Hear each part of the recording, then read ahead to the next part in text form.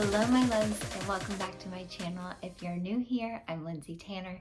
I have this platform and my podcast and this channel to dive into all the ways that we can live a fulfilling, aligning, and present life. So if you're not already, go ahead and check out the podcast, Alignment Adventures. Follow me on Instagram where I share all the things.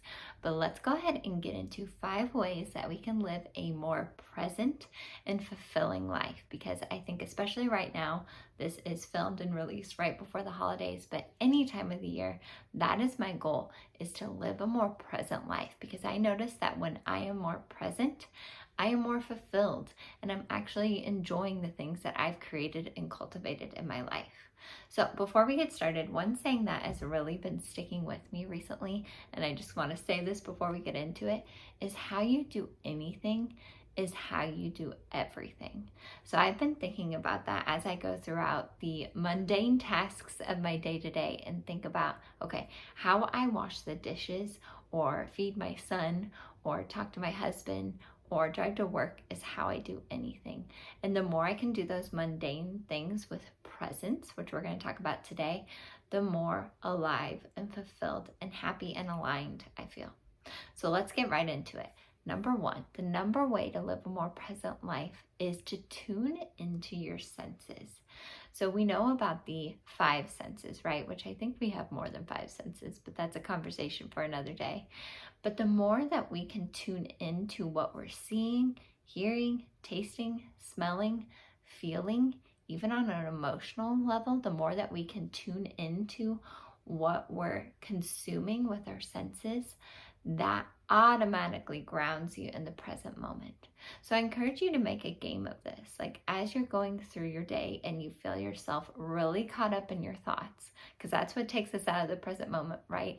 Our worries, our anxieties, what's going on up here.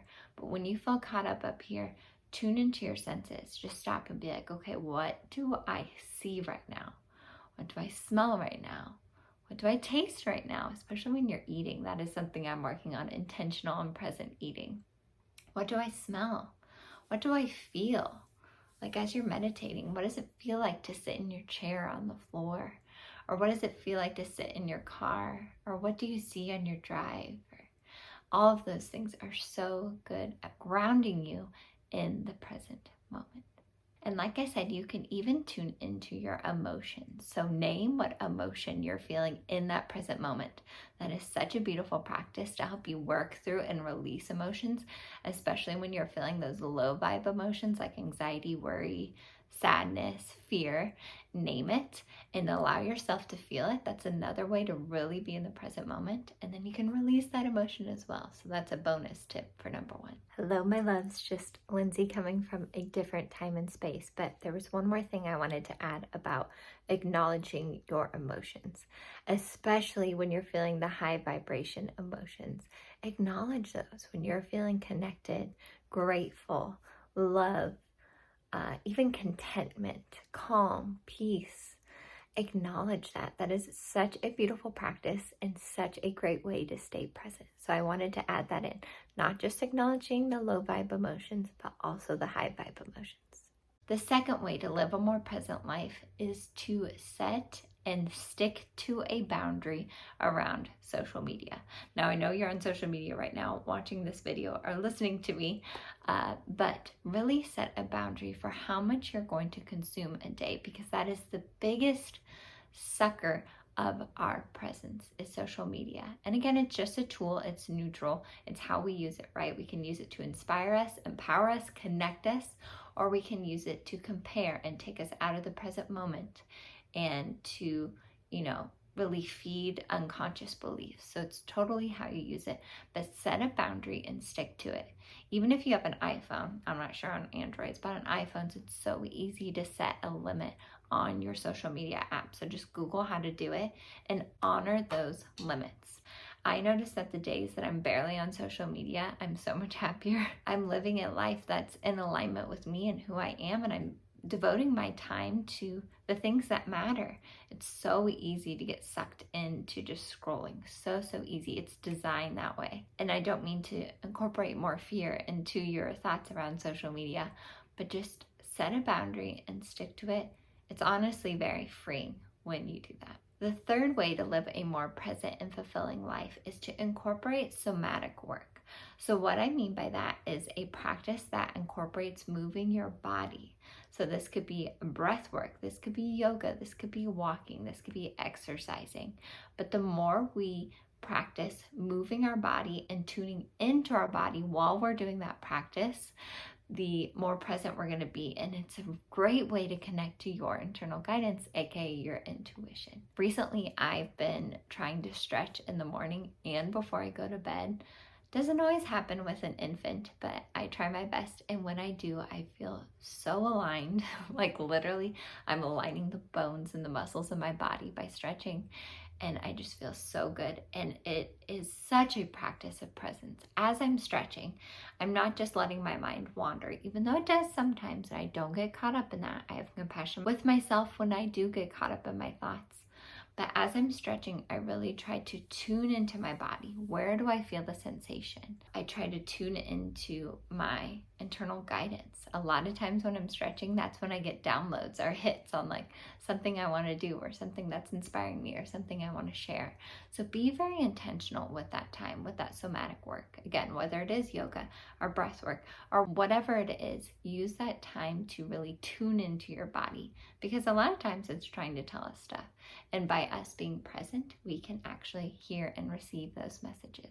The fourth way to live a more present and fulfilling life is to bring intention to your tasks. Now, this really reminds me of something Abraham Hicks teaches. If you're familiar with them, if not, I highly recommend checking them out. Such an inspirational channel. But something they talk about is segment intending. So as you're going throughout the segments of your day, like you get up and brush your teeth, and then you go and work out, and then you stretch or whatever it is, with each segment, setting an intention beforehand. Now, this can take practice. So again, be patient and compassionate with yourself as you're building these habits and practices. But as you go into a certain segment of your day, maybe it's a stretch of work that you're going to be doing in the office, or you're getting ready to go on a walk, or whatever it is, set an intention for that time frame. Do you want to practice gratitude during that time frame? Do you want to show up as your highest self? I mean, all of those things can be applied to any segment throughout the day, but really set an intention for what you want to get out of that time frame. And that's going to help you and like rewire your brain to actually be in that moment and be as present as you can with whatever you are doing. And kind of a bonus to this step is just making the mundane magical. Anything that we are doing, we can do it with intention and magic. Even the mundane tasks. Like the one that always comes to mind is washing the dishes, because most everyone does that, or any chore in your house.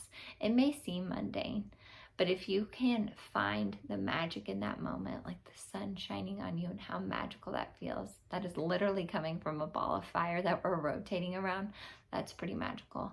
Or even when you're in the car, thinking about how magnificent and magical it is that that car can operate, that we can use vehicles to get from point A to point B. Something that would take us days only takes us a few minutes or like a half an hour or whatever it is. That's magical, right? So really just showing appreciation and gratitude can make those mundane things magical in themselves.